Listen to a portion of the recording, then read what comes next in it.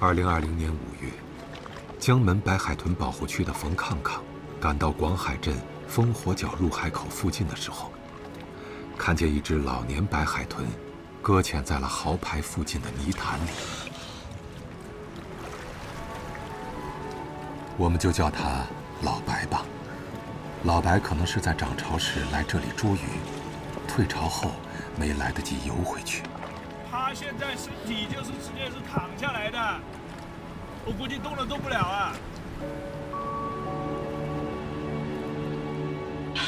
白海豚的视力并不好，它用来判断水下情况、寻找鱼群的方式是它的声纳系統。此刻，系統已经失效，它只能用并不清晰的视力去觀察正在發生什麼。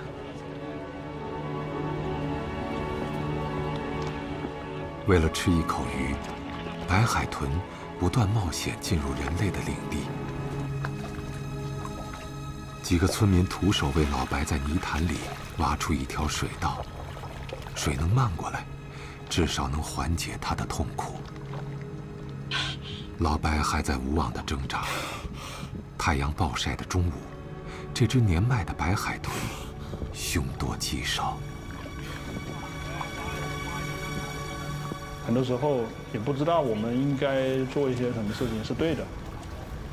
無力感的意義主要是我們對它的這個不了解。我們努力了，但是呢，海豚是不是有沒有這個強烈的求生意願，對吧？它的身體足不足夠強壯來支撐這麼一個過程。馮抗抗參與過很多次白海豚救助，從來沒有成功過。他聽說過的救助，成功的也寥寥無幾。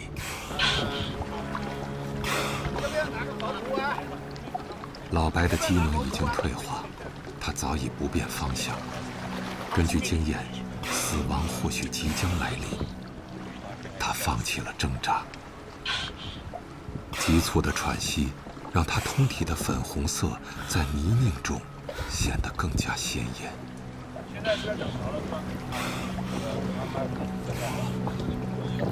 感覺到這個情況呢，就是不是很樂觀的，所以不是說送出去他就能活了。他的身體不配合的話，我們拉過去他就死。沒，知道吧？我們沒必要趕這個時間。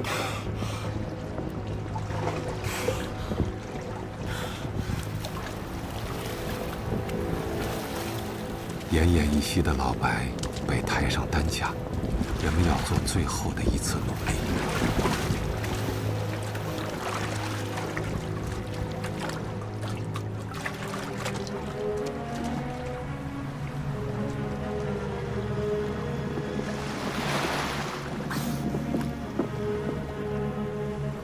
长久在泥潭裡浸泡，老白已經有點失去平衡。他的聲納系統有些紊亂，他已經分不清方向。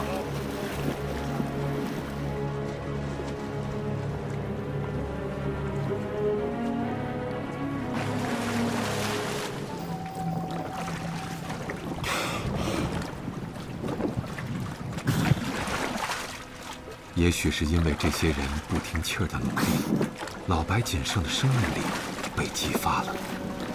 他似乎有了生的決心。